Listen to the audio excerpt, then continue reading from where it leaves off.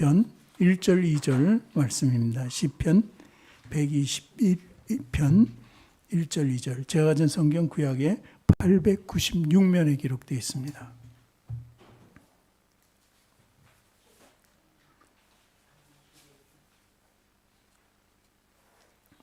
구약 성경 896면에 기록되어 있는 시편 121편 1절 2절 말씀, 우리 찾으셨으면 함께 읽도록 하겠습니다. 성전으로 올라가는 노래. 내가 산을 향하여 눈을 들리라. 나의 도움이 어디서 올꼬. 나의 도움이 천지를 지으신 여호와께 있으리이다. 다시 한번 읽어볼까요? 내가 산을 향하여 눈을 들리라. 나의 도움이 어디서 올까. 나의 도움이 천지를 지으신 여호와에게서로다. 아멘. 두 손을 가슴에 얹고 저를 따라 고백하시기 바랍니다. 하나님께서는 나를 사랑하십니다. 하나님께서는 나를 존귀하게 여기십니다. 하나님께서는 나를 축복하십니다. 하나님께서는 내 문제를 해결해 주십니다. 믿음의 고백이 되셨습니까? 아멘.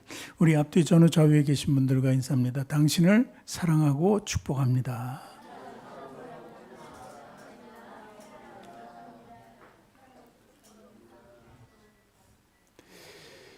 예, 여러분 한 분 한 분을 사랑하고 축복하길 원합니다.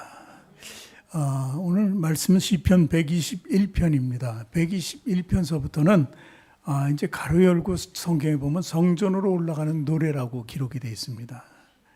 그러니까 성전으로 올라가는 노래라는 가로 안에 있는 그 말씀의 의미를 생각해 보면은 성전으로 올라가는 이유가 뭡니까? 성전에 나오고 예배를 드리는 이유가 뭡니까? 하나님께 기도하고 간구하고 그분의 영광을 위해서도 이제 우리가 나오지만 우리 간구와 기도를 들려달라는 그런 우리가 메시지를 하나님께 전해드리고 싶어서요. 그리고 응답을 받기 위해서요. 그래서 시편 121편 전에 시편 118편하고 그리고 시편 120편 그 두 군데에 이 성전으로 올라가는 사람의 그 성도의 그리고 그 당시에 유대인들의 그 마음을 기록한 글이 있습니다. 우리 한번 볼까요? 같이 읽을게요. 내가 고통 중에 여호와께 부르짖었더니 여호와께서 응답하시고 나를 넓은 곳에 세우셨도다. 자, 부르짖었더니 응답하셨다는 것입니다. 그리고 또 한 절 말씀 120편 말씀을 보면은 거기도 똑같이 되어 있습니다. 내가 고난 환난 중에 여호와께 부르짖었더니 내게 응답하셨도다.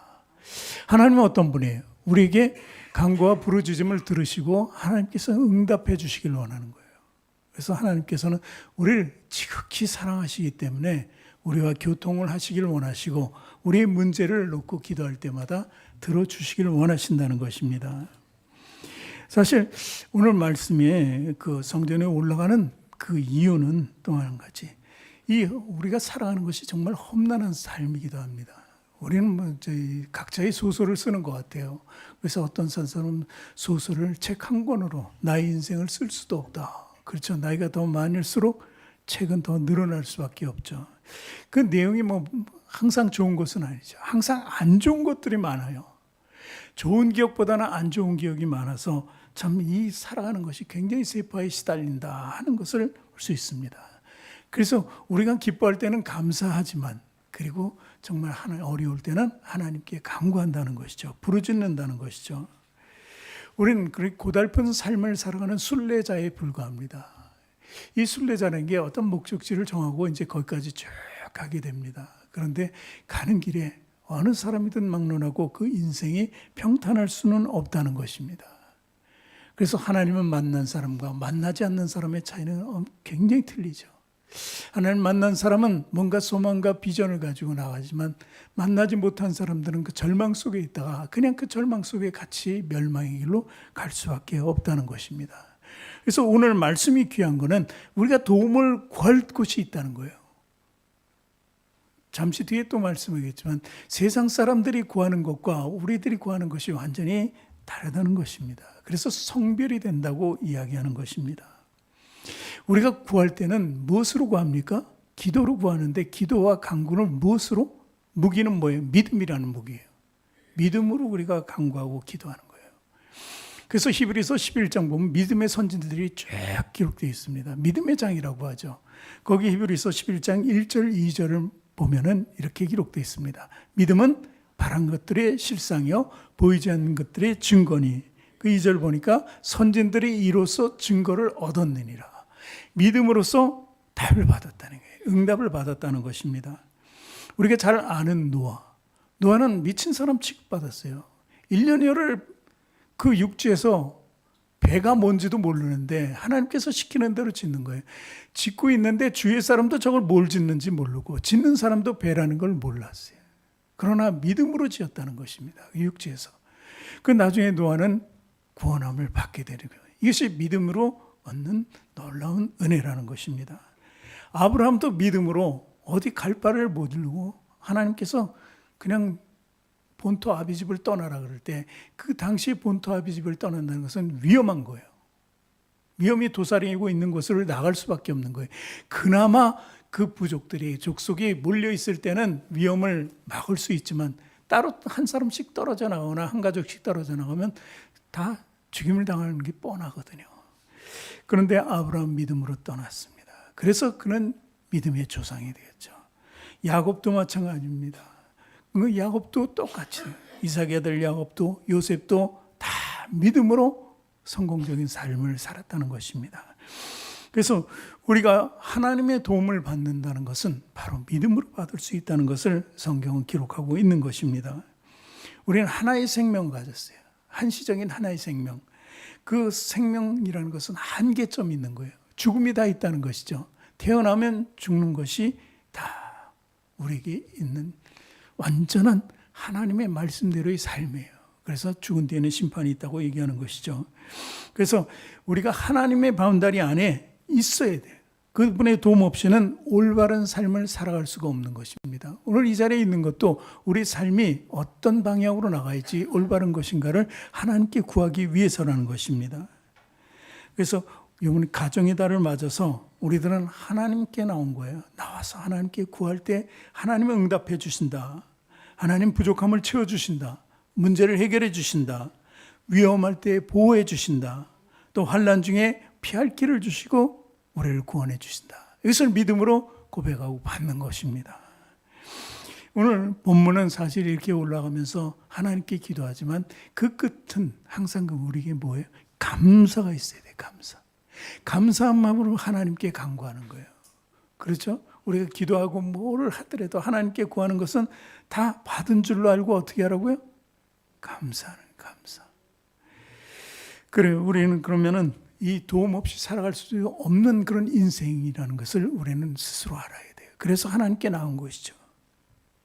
그래서 도움을 필요로 하는 인생이라는 것을 우리가 처음으로 깨달아야 됩니다. 첫 번째는 그래서 도움이 없이는 살 수가 없다. 세상에는 뭐 자기 힘을 믿고 자기 권력과 그리고 자기 뭐 이제 물질이나 이런 걸 의지하면서 과시하는 사람들이 있습니다.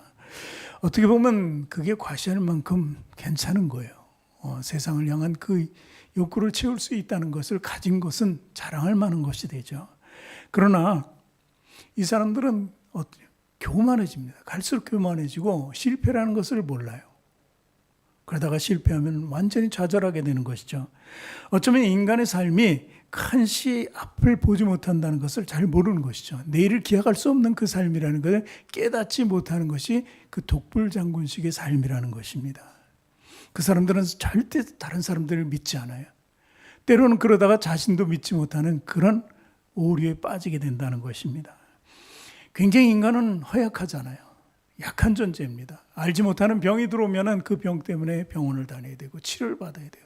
알지 못하는 사이에 병이 들어오면 또 죽음을 당할 수밖에 없는, 고칠 수 없으면 죽음을 당할 수밖에 없죠. 이런 삶을 사는 것이 아주 연약한 존재라는 것을 보여주는 것입니다.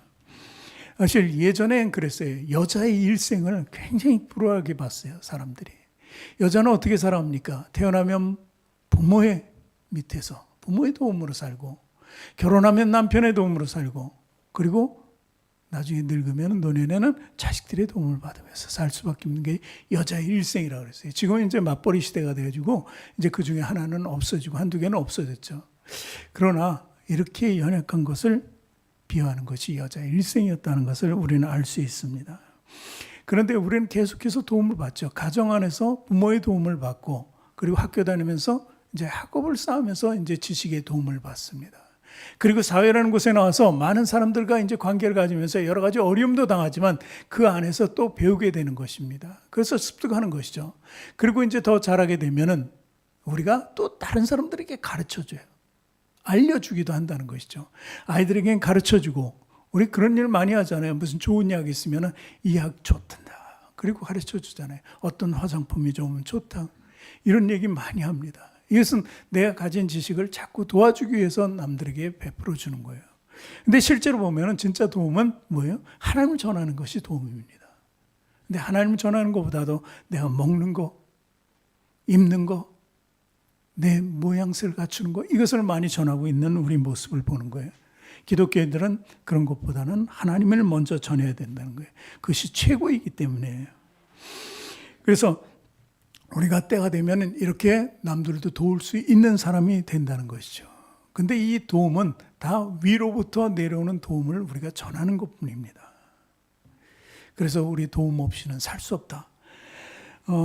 도움엔 두 가지가 있어요. 진실된 도움, 진정한 도움이 있고 허탄한 도움이 있어요. 진정한 도움은 우리가 믿는 하나님을 믿는 것입니다. 허탄한 도움은 좀 전에 얘기했지만 사람을 믿고 세상을 의지하는 거예요. 사람과 세상은 어떤 거예요? 사람은요, 그래 믿을 만할 때는 굉장히 믿고 의지하면 도움이 돼요. 그러나 그 사람이 계속해서 나를 도울 수 없는 환경에 처해지기도 해요. 예를 들어 너 죽거나 그 사람이 사업이 망하거나 그러면 우리를 도울 수 있는 길이 없어집니다. 그러니까 도움은 한시적인 거예요. 때로는 우리가 도와주던 사람, 서로 돕던 사람이 배신해가지고 우리까지 망하는 경우도 있다는 거예요. 그래서 사람은 믿을 만한 존재가 안 된다는 것이죠. 그것이 허탄한 도움이에요. 또 많은 사람들은 우상 숭배를 합니다. 점도 보러 가고 이제 그런 것을 합니다. 그것은 일시적인 거예요. 기분 전환받게 되지 않는 거예요. 내 마음이 그로서 편하다 이 정도뿐이에요. 실제적인 도움은 줄 수가 없는 것이죠. 왜냐하면요, 그 모든 것이 피조물이기 때문에 그래요. 하나님이 만든 것은 우리 인간에게 도움이 될 수가 없어요. 진정한 도움이. 사람도 만들었고 자연도 만들었고 모든 것을 하나님이 만들었어요. 그 만든 것을 피조물이라고 하잖아요. 근데 피조물을 의지한다는 것처럼 어리석은 일은 없다는 것입니다. 왜 피조물을 의지하는 것이 아니라 어때요? 우리는 만든 것을, 내가 만든 분을 의지해야 된다는 거예요. 여러분, 자동차 한참 타고 가다 고장이 났어요. 그럼 어디로 가야 됩니까? 뭐 수선 가게로 갑니까? 아니면 식당으로 갑니까? 그런 데로 가면 고쳐주나요? 안 고쳐지죠. 그 만든 곳을 가야 돼요. 정비 공장을 해야 돼요. 현대는 현대 서비스 센터로 가고. 회사마다 메이커가 틀린데 메이커가 틀려도 다 메이커를 찾아가야 되는 것입니다. 그걸 고칠 수 있는 데로 가야 된다는 거예요. 옷을 수선해야 된다. 그럼 뭐 어디 정비 공장으로 가서 고치나요? 옷을 만든 쪽으로 가야 되는 거죠. 그래서 이 서비스 개념이라고 AS라고 하죠. 그래서 우리 만든 쪽으로 가야 된다는 거예요. 내가 인간이기 때문에, 내가 사람이기 때문에, 하나님 만든 피조물이기 때문에 내가 고장나고 문제가 생기면 어디로 가야 돼요? 하나님께로 가야 된다는 거예요. 이게 간단한 원리인데 다른 것은 다 잘 찾아가는데 왜 하나님은 잘 못 찾아가는지 모르겠어요. 여러분, 어려울 때, 고난 중에 하나님을 찾아가야 되는 것입니다. 그래서 진정한 도움이야말로 하나님을 찾아가는 것이라는 것입니다. 그 인생의 도움은 두 번째로 여호와께서 나온다. 이제 이 정도 말씀드렸으면 인생의 도움은 다 하나님께서 나오는구나. 본문의 시인이 이렇게 하나님께 간구하는 이유는요, 사실 이 시를 쓴 이유가 있습니다. 에스라라고 아십니까? 선지자.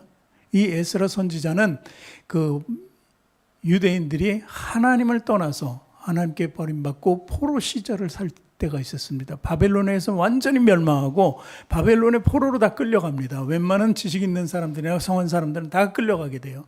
거기서 수십 년을 있다가 나중에 돌아오게 됩니다. 하나님의 은혜로 다시 예루살렘으로 가서 어떻게 성전 복구를 하는 그런 때가 왔습니다.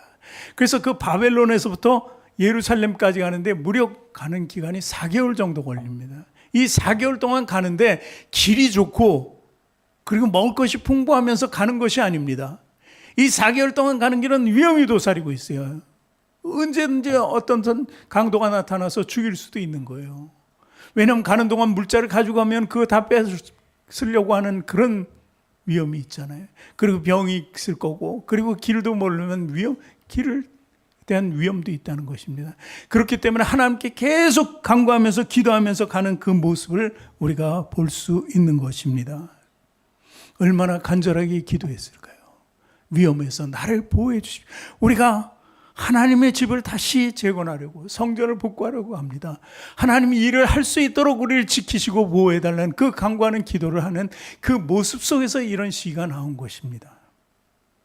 그렇습니다. 우리도 회복하기 위해서, 우리 예전의 삶을 돌리기 위해서 어떻게든 하나님의 도우심을 간구해야 돼요. 하나님께서 우리를 고쳐주시고 다시 예전처럼 만들어주실 것이라고 이렇게 기대하고 그것을 확신하고 나갈 수 있는 믿음을 가질 때 우리는 그렇게 될 수 있다는 것을 믿으시기 바랍니다. 성경에는요, 누가복음 10장 30절 한 절 말씀을 우선 읽어보겠습니다. 누가복음 10장 30절 말씀. 예수께서 대답하여 이르시되 어떤 사람이 예루살렘에서 여리고로 내려가다가 강도를 만나매 강도들이 그 옷을 벗기고 때려 거의 죽은 것을 버리고 갔더라.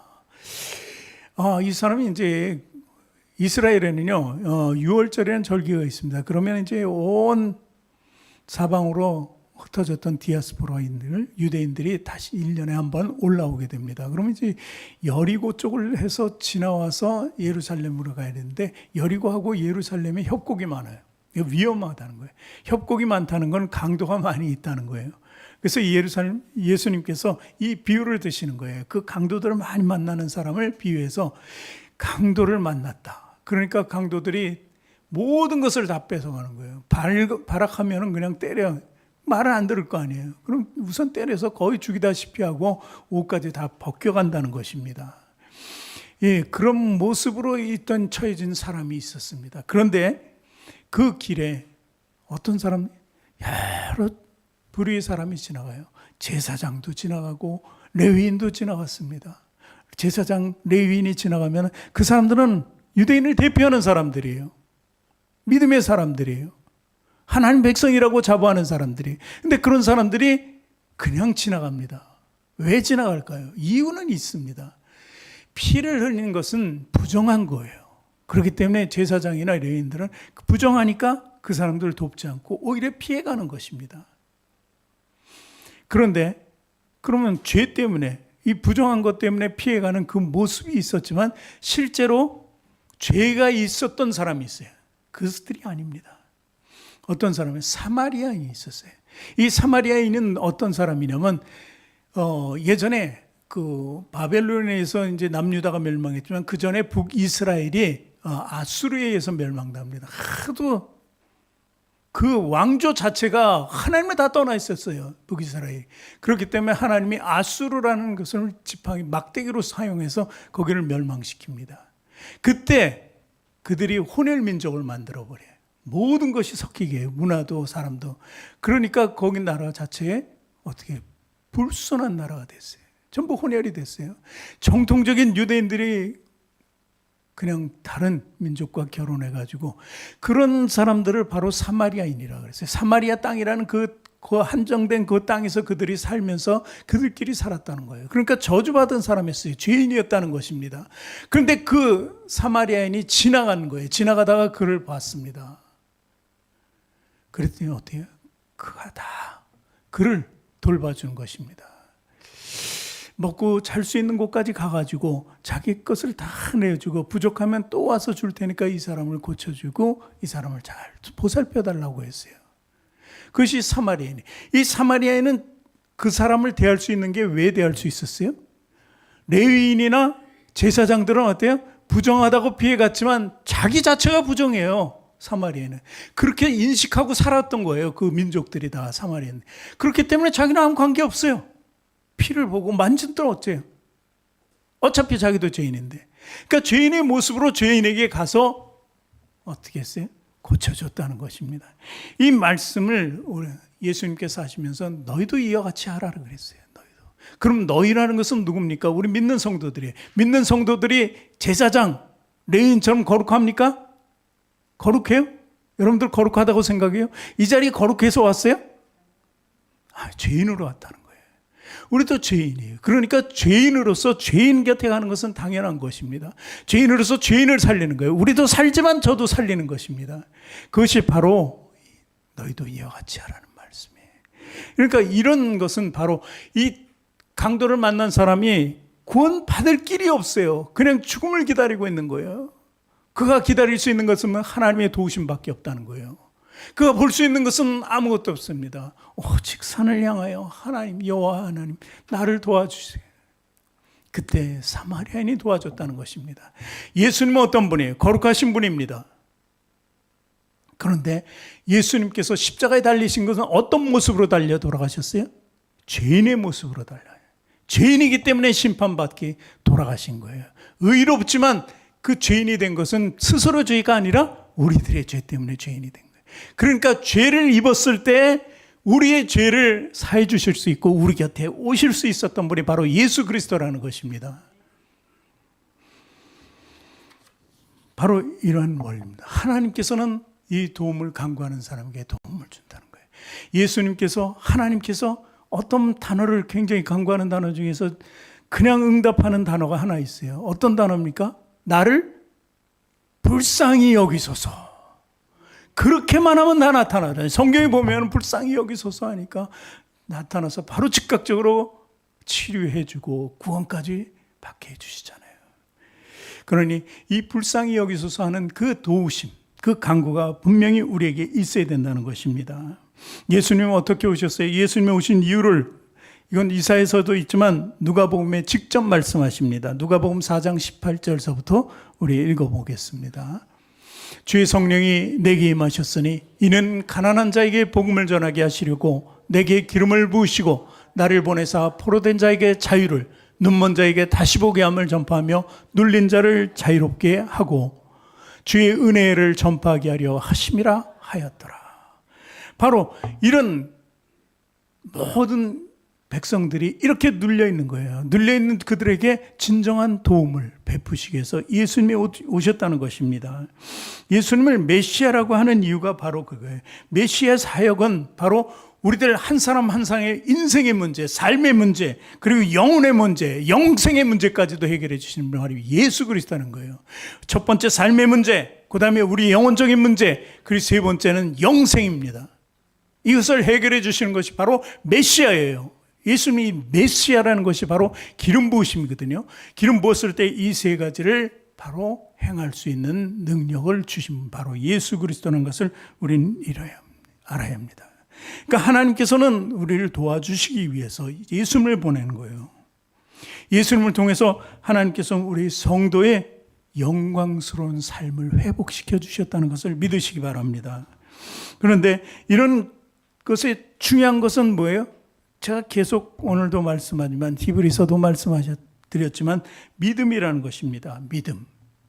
믿음이라는 것은 우리가 세상에 있으면서 세상에 대하여 절망하고 그리고 아무것도 할 수 없다고 정말 낭패의 삶을 살 수 있는 그 시각을, 그 눈을 어디로 돌리게 해요? 하나님께로 돌리게 한다는 거예요. 믿음은 그 눈을 돌리게 합니다. 그래서 이제 소망의 출발을 시키게 됩니다. 믿음. 내가 절망과 낭패와 실망의 삶을 살지만 내가 눈을 하나님께로, 그 시온을 향해 산을 향해서 눈을 도니 바로 소망이 생겼다는 거예요. 비전이 생겼다는 거예요. 그리고 그 눈은 바로 돌렸기 때문에 이전에 있던 세상을 포기한 눈이에요. 이걸 포기해야만 저쪽을 볼 수 있어요. 포기하지 않고는 같이 보면 안 된다는 거예요. 절대 같이는 안 돼요. 이걸 포기했을 때, 세상을 포기했을 때 우리는 하나님을 보게 된다는 것입니다. 그랬을 때 하나님께서는 그 믿음을 보시고 우리를 지켜주시고 보호해 주시고 우리를 이끌어 주신다는 것입니다. 그러면은 하나님께서는 우리에게 어떤 도움을 주시고 어떻게 지켜주시나? 세 번째는 지켜주시는 방법을 말씀드립니다. 오늘 읽은 말씀 뒤에 쭉 읽어보면 되는데 3, 4절을 한번 보겠습니다. 시편 121편 3, 4절입니다.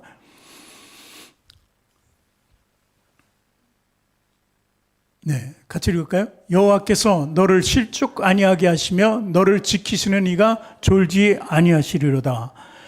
이스라엘을 지키시는 이는 졸지도 아니하시고 주무시지도 아니하시리로다. 믿어지십니까? 하나님은 우리 같이 잠을 주무시는 분이 아니에요. 참 우리에게는 하나님이 굉장한 은혜를 주셨어요. 정말 그 은혜는 우리는 그걸 어떻게 말로 설명할 수가 없는 거예요. 우린 자야 되잖아요. 피곤하니까. 그 피곤한 일을 감당하기 위해서 자게 만드는 거예요. 그래서 피로를 회복하도록. 참 하나님 잘 만드시죠. 그리고 하나님은 왜 졸지도 주무시도 않을까요? 하나님은 영이시기 때문에 그래요. 영이에요. 우리 같이 육체를 이렇게 가졌기 때문에 육체가 피곤하면 쓰러지고 잠자고 아프면 치료하고가 아니라 하나님은 영이라는 거예요. 온전한 완전한 결정. 그렇기 때문에 하나님은 졸지도 주무시지도 않고 우리를 지켜주실 수 있게 된다는 것입니다. 자, 하나님이 영이 아니시면 이런 일을 할 수가 없어요. 어떤 일? 머리카락을 셀 수 없다는 거예요. 우리 머리카락.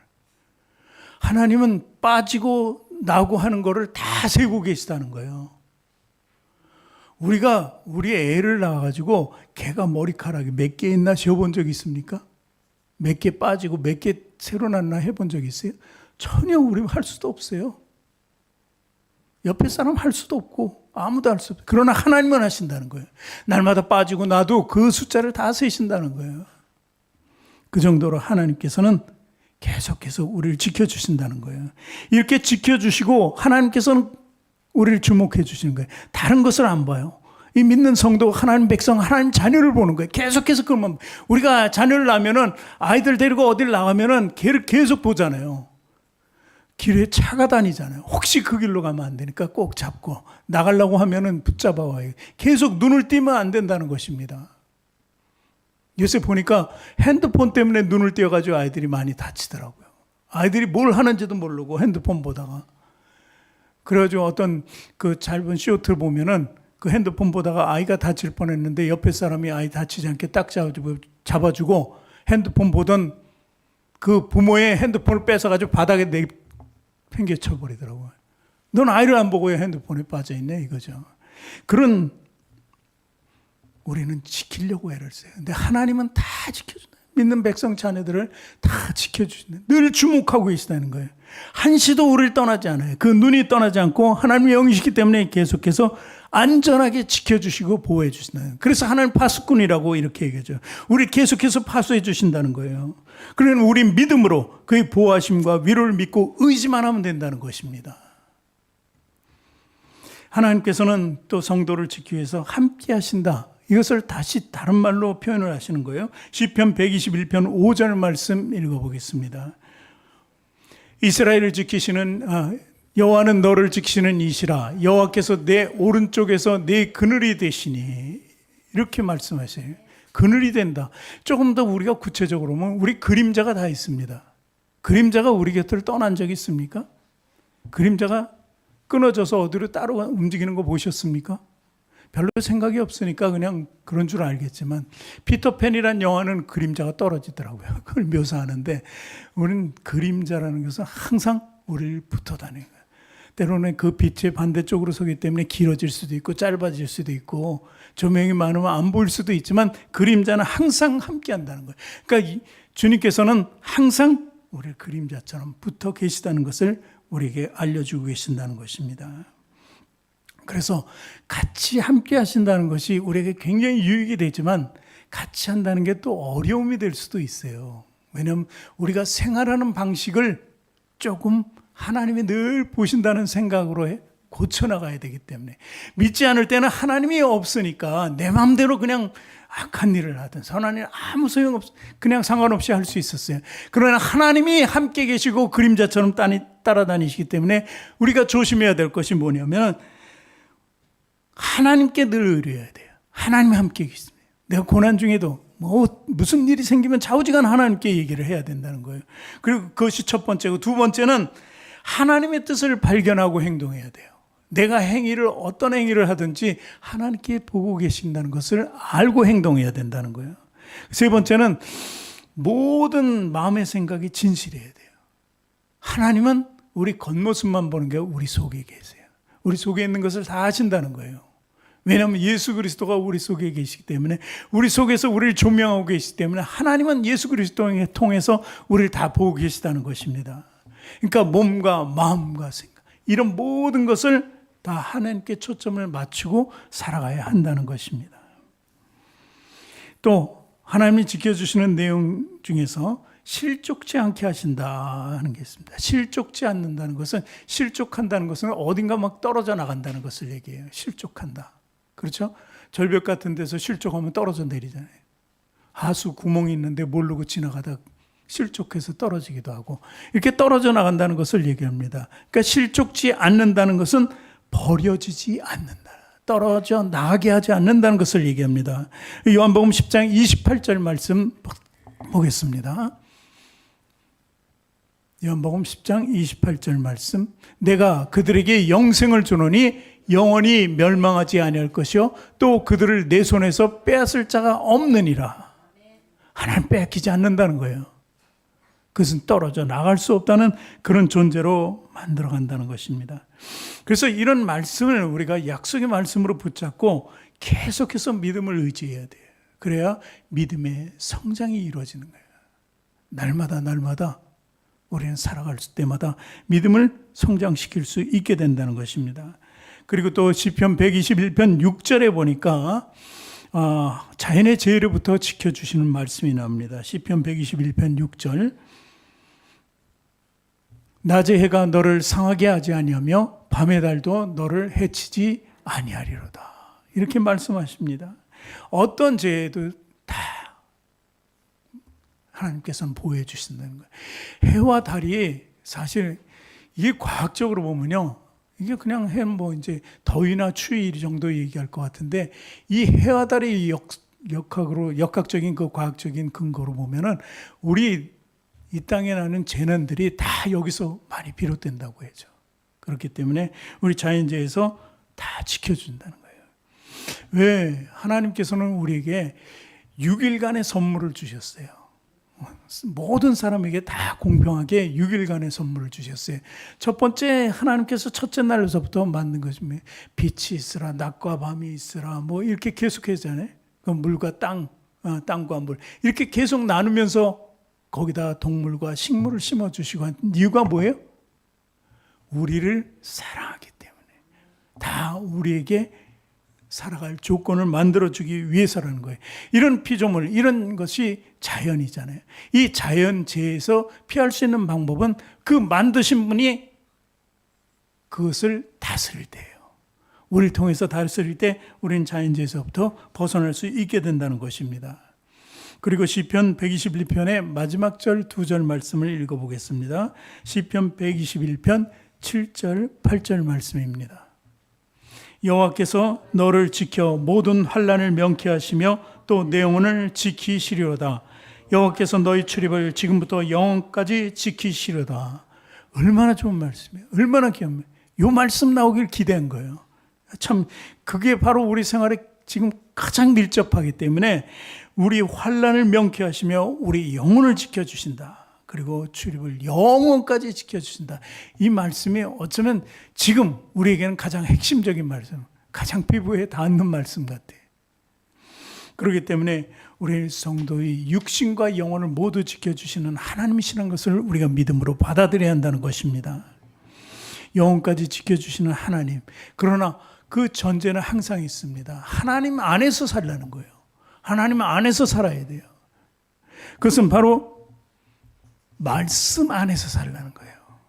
믿음이 있으면 말씀 안에 접해야 되고 말씀 안에서 살기를 원하는 것입니다. 그래서 히브리서 4장 12절에 말씀의 능력에 대해서 얘기하죠. 히브리서 4장 12절 말씀 같이 읽습니다. 하나님의 말씀은 살아있고 활력이 있어 좌우의 날선 어떤 것보다도 예리하여 혼과 영과 및 관절과 골수를 찔러 쪼개기까지도 하며 또 마음의 생각과 뜻을 판단하나니. 이 말씀의 능력이에요. 이 능력을 우리가 알고 깨닫고 이 말씀대로 살아가야 한다는 것입니다. 시편 119편 105절에도 이렇게 기록되어 있습니다. 주의 말씀은 시편 115편 119편 105절이요. 제가 읽을게요. 주의 말씀은 내 발의 등이요 내 길의 빛이니이다. 그리고 또 110편 106절 이어서 주의 의로운 규례를 지키기로 맹세하고 굳게 정하였나이다. 말씀이 내 발의 등이고 내 길의 빛이기 때문에 내가 나갈 수 있는 길은 그쪽 길이에요. 그러면 그 규례, 말씀을 지키면서 살아가는 것을 맹세하고 굳게 정해야 되는 것이 바로 우리 저와 여러분이라는 거예요. 믿는 성도들은 당연히 이런 삶을 살아가야 돼요. 그것이 바로 저와 여러분에게 주어진 하나님의 축복인 것입니다. 도움이 어디서 올까? 어디서 올까? 바로 산에 계신 천지를 지으신 하나님께로부터 나오는 것입니다. 이 말씀을 의지하면서 사시기 바랍니다. 그러면 여러분들은 성공적인 삶을 살 수 있습니다. 우리 성전으로 올라가는 기도 이 120편 1, 2절 말씀은 우리에게 정말 큰 은혜가 되는 말씀입니다. 그래서 우리가 헌금 시간에 찬양하였지만 그 찬양이 바로 121편 말씀입니다. 기도하겠습니다. 하나님 감사합니다. 오늘도 주님 안에서 예배드리게 하여 주심을 감사드립니다. 하나님 살아서 역사하십니다. 우리가 기도할 때마다 들으시고 우리가 어떤 행위를 하든 하나님께서 다 보고 계신 줄 믿습니다. 이제